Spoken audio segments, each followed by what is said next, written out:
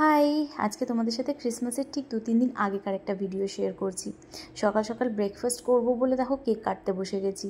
মানে ওই কেক কাটতে ঠিক নয়, গতকালকে আমার কাকু, কাকিমা আর কাকুর মেয়ে ওরা 3 জন এসেছে। তো কাকু এই কেকটা নিয়ে এসেছে, তাই ভাবলাম ব্রেকফাস্ট করার সময় এই কেক দিয়ে দিই একটুখানি সবাইকে।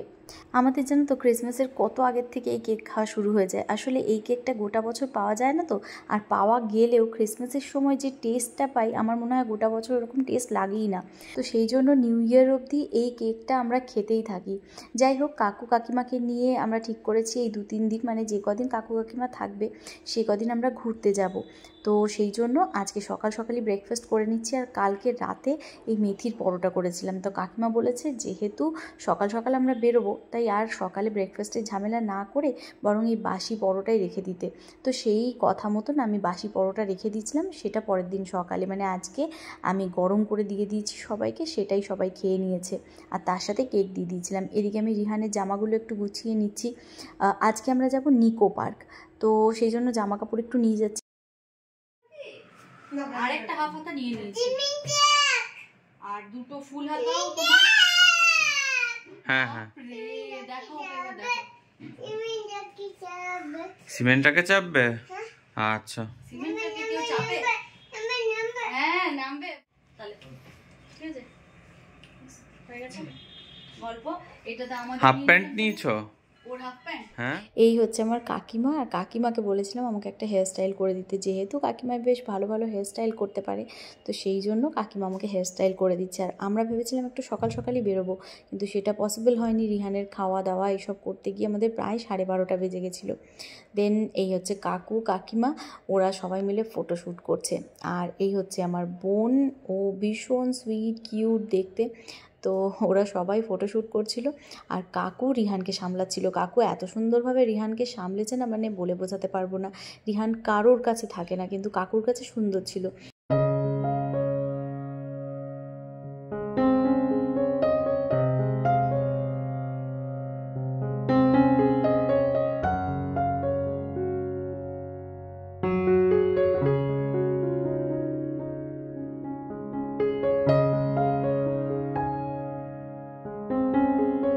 আমি জানো তো প্রথমবার নিকো পার্কে আসছি। শুনতে হাস্যকর ব্যাপারটা হলেও এটাই সত্যি কিন্তু। তবে আমি একা কেন বলছি, আমি, পিঙ্গল, কাকু কাকিমা, বোন সবাই আমরা প্রথমবারই আসছি।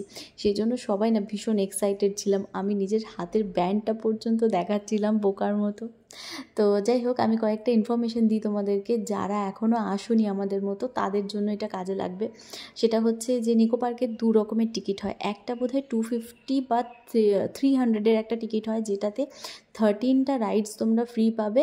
বাট যেটা ওয়াটার পার্ক রয়েছে আর ওয়াটার পার্কে যা রাইড রয়েছে সেগুলো তোমরা যদি নিতে চাও বা অ্যাভেল করতে চাও, তাহলে কিন্তু তোমাদেরকে আলাদা করে টিকিট কাটতে হবে।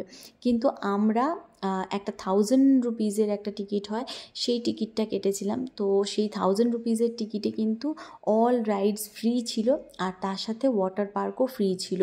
তাই জন্য আমাদেরকে ওয়াটার পার্কেরও টিকিট আলাদা করে কাটতে হয়নি। দেন ঢুকেই যে রাইডটা ছিল সেটা হচ্ছে 13 রাইডসের মধ্যে পড়ে মনে হয়। আর এমনিতে যেহেতু আমাদের অল রাইডস ফ্রি ছিল, তো এটাও ফ্রি। তো একটা হর্স রাইডিংয়ের মতো ছিল, ওইটাই একমাত্র জানো তো রিহান করেছে। তো যাই হোক, ভীষণ এক্সাইটেড ছিলাম আমরা, কারণ ছোট বাচ্চার মতো রাইড তো বড়দের আমি কোথাও দেখিনি আর পাইও নি, এক্সপিরিয়েন্স করিনি। এখানে গিয়ে প্রথমেই রাইড করে ভীষণ মজা লেগেছে। তারপরেই রিহানবাবুর ক্র্যাঙ্কিনেস শুরু হয়ে যায়। দেন আমরা এই যে রাইডটা দেখতে পাচ্ছ, এই রাইডটাতে ওঠার জন্য লাইন দিই। সে লাইন তো বলার মতো নয়, প্রচুর ভিড় ছিল। আর জাস্ট যেহেতু মানে ওই ক্রিসমাসের ছুটির টাইমটা শুরু হয়েছে না, তো সেই জন্য ভিড়টা একটু এক্সট্রাই ছিল। দেন ওখানে কাকু কাকিমা লাইন দিয়ে রেখেছিল, আর আমি আর বোন চলে এসেছিলাম। ওর নাম হচ্ছে সানভি, ভীষণ মানে বিউটিফুল ওকে দেখতে। যাই হোক, তো ও আর আমি এসে এই রাইডটাতে লাইন দিই। দেন যখন ঘুরতে শুরু করে না, আমি তখনও শ্যুট করছিলাম, তারপর মনে হলো না বেশি বাড়াবাড়ি হয়ে যাচ্ছে, ফোনটা যখন তখন ছিটকে পড়ে যেতে পারে। তো পিঙ্গল রিহানকে সমানভাবে সামলাচ্ছিল। মানে রিহান না এত লোকজন আর এত জিনিসপত্র দেখে এত দৌড়াদৌড়ি করছিল, জাস্ট মানে তোমাদেরকে মুখে বলে ওই জিনিসটা আমি বোঝাতে পারবো না যে ও ঠিক কী করছিল, একদিক থেকে আরেক দিক দৌড়াদৌড়ি করছিল। আর তার সাথে না যেহেতু ওর ঘুম হয়নি, ওই জন্য ওর কিছুটা ঘুমও পেয়েছিল, তো সেই জন্য প্রচণ্ড দুরন্ত গিরি করছিল। দেন রিহানকে কাকু কিছুক্ষণ সামলায়, তারপর আমরা আবার ওইখানে ওই রাইডটাতে লাইন দিই, দেন আমরা ওই রাইডটা করি। আর কেউ আমাদের শ্যুট করার ছিল না, যেহেতু পিঙ্গল রিহানকে সামলাচ্ছিল। দেন একটা বাচ্চাদের কর্নার আছে, সেখানে পিঙ্গল নিয়ে গেছিলো রিহানকে, আর আমি কাকু কাকিমা আমরা সবাই মিলে অন্য কয়েকটা রাইড ছিল সেগুলো করতে গেছিলাম। তো সেগুলোও আমি আর শ্যুট করতে পারিনি অ্যাকচুয়ালি। ইভেন মাঝে একবার একটা গাড়িতে চাপার জন্য রিহান এতটাই ক্র্যাঙ্কি হয়ে গেছিলো যে ও নিজের মাথা দিয়ে পিঙ্গলের নাকের মধ্যে এমন জোরে হিট করেছে যে পিঙ্গলের নাক দিয়ে রক্ত বেরোতে শুরু হয়ে গেছিলো। তো এরকম একটা বাজে ব্যাপার হয়ে গেছিলো। তো তখন আমি আবার রাইড কয়েকটা বাদ দিয়ে আমি চলে আসি পিঙ্গলের কাছে, যেহেতু ও একা একা পারছিল না সামলাতে। তো আমাকে ও ফোন করে ডাকে যে ও একা পারছে না অ্যান্ড এরকম ব্লিডিং হচ্ছে ওর। তখন আমি আবার ওর কাছে যাই, গিয়ে রিহানকে দুজনে মিলে সামলাই, দেন ওকে একটুখানি খাবার খাওয়াই। আমি বাড়ি থেকে নিজে ওর জন্য বানিয়ে ওটস নিয়ে গেছিলাম, তো সেইটাই ওকে খাইয়ে দিয়ে তারপর আবারও ওকে বোটে চাপিয়ে দিই। নিকো পার্কে রাইড তো প্রচুর রয়েছে, কিন্তু একদম যারা ছোট বাচ্চা, মানে ওই 5 বছরের নিচে বলতে পারো, তাদের জন্য কিন্তু রাইড নেই। মানে তাদেরকে চাইলে তুমি সব রাইডে ওঠাতে পারবে না, তাই জন্য একটা একদম ছোট বাচ্চাদের জন্য কর্নার করা রয়েছে, যেখানে প্রচুর ধরনের অ্যাক্টিভিটি এবং প্রচুর রকমের রাইড রয়েছে। তো একদম ছোট বাচ্চা হলে তাদেরকে নিয়েও কোনো চিন্তা নেই, তোমরা অনায়াসে এসে পরে কিন্তু একদম ছোট বাচ্চাদেরকে বিভিন্ন রকমের অ্যাক্টিভিটি করাতে পারো।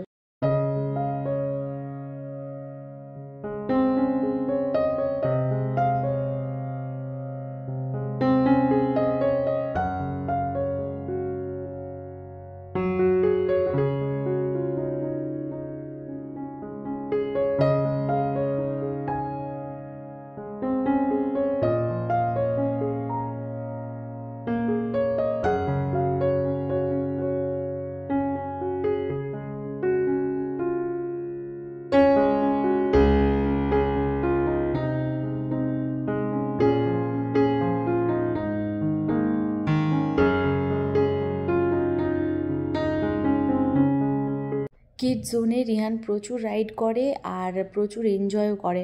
তারপর প্রচণ্ড ক্লান্ত হয়ে গেছিলো বলে ওকে আমি একটা ফার্স্ট এড রুম খুঁজে সেখানে গিয়ে ওকে ফিড করাই। দেন ফিড করাতেই রিহান ঘুমিয়ে পড়ে, আর তারপরে আমি কাকিমা আমরা সবাই ড্রেস রেন্টে নিই। তো এখানে আরেকটা কথা বলে রাখি, তুমি চাইলে তোমরা নিজেদের ড্রেস পরে আসতে পারো। আমরা যেহেতু ফার্স্ট টাইম এসেছি, জানতাম না কীরকম কী ড্রেস অ্যালাউ করে, তো সেই জন্য আমরা সেরকমভাবে কোনো ড্রেস আনতে পারিনি। এরপর এলে হয়তো আমরা জানি কী নিয়ে আসতে হবে। তো সেই জন্য ফার্স্ট টাইম বলে আমরা প্রায় 3টে সাড়ে 3টে নাগাদ ওয়াটার পার্কে আসি ড্রেস রেন্টে নিয়ে, এবং প্রচণ্ড এনজয় করি। আর ওই মোমেন্টটাতে পিঙ্গল একটা জায়গায় রিহানকে নিয়ে বসেছিল, তো সেখানে মোটামুটি আধ ঘন্টা 40 মিনিট মতন রিহান ঘুমায়, আর ওই টাইমটা আমরা প্রচণ্ড এনজয় করে নিই। একটু খারাপ লাগছিল পিঙ্গলের জন্য আর রিহানের জন্য যে ওরা এনজয় করতে পারলো না, বাট কিছু করার ছিল না। তো আমার কাকুও ভীষণ এনজয় করে জানো তো, মানে যতটা না পিঙ্গল করে, পিঙ্গল আবার ছেলের ব্যাপারে একটু বেশি সিরিয়াস হয়ে যায়। তো পিঙ্গল নিজে ছেলেকে পাহারা দিচ্ছিল আর আমরা প্রচণ্ড পরিমাণে এনজয় করেছি। আর কাকু জানো তো এমন একটা মানুষ, কাকুর সাথে সব রকমের কথা শেয়ার করা যায়, কাকুর সাথে সব রকমের কথা বলা যায়, তো এটা একটা ভালো জিনিস। যাই হোক, ওয়াটার পার্কে প্রচুর রাইড করি আমরা। করার পর দেন তোমাদেরকে দেখাচ্ছিলাম যে দেখো আমার ব্যান্ডটা যেটা হাতে পরিয়ে দিচ্ছিলো সেটা এখনও নষ্ট হয়নি।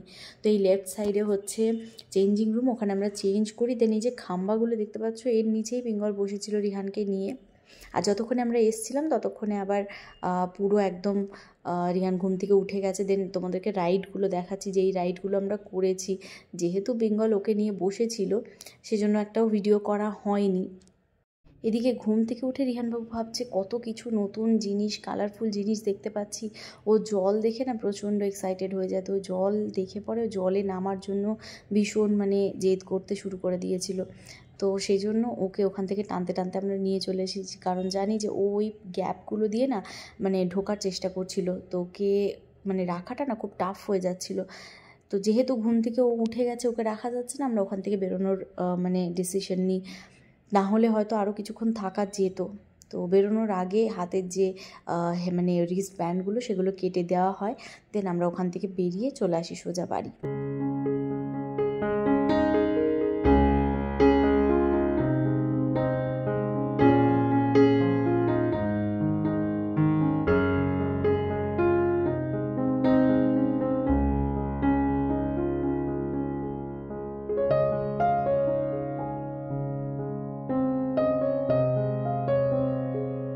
বাড়ি ফিরে সবারই জন্য আমি বানাচ্ছি গরম কফি। যেহেতু সবাই মোটামুটি জল ঘেটেছে প্রচুর, তো সেই জন্য না বেশ ঠান্ডা লাগছিলো সবারই, তাই জন্য সবাই বলল গরম কফি খাবে। আর বাড়ি ফেরার আগে এতটাই আমাদের খিদে লেগে গেছিলো যে আমরা বাইরে নুডলস খেয়ে তারপর বাড়িতে এসেছি। তো এসে তারপরে গরম কফি খাওয়া হচ্ছে, দেন রাতের ব্যবস্থা পরে করা হবে। তো এই ভিডিওটা আশা করছি তোমাদের ভালো লেগেছে। যতটা আমরা এনজয় করেছি ততটাই ভিডিওটা দেখে তোমরাও এনজয় করেছো। তো যদি ভিডিওটা ভালো লেগে থাকে তাহলে অবশ্যই ভিডিওটা লাইক করো, কমেন্ট করে জানিও কেমন লেগেছে, আর চ্যানেলটা সাবস্ক্রাইব করো। টাটা। রাইডগুলো কেমন লাগলো তোমার? রাইডগুলো কেমন লাগলো তোমার?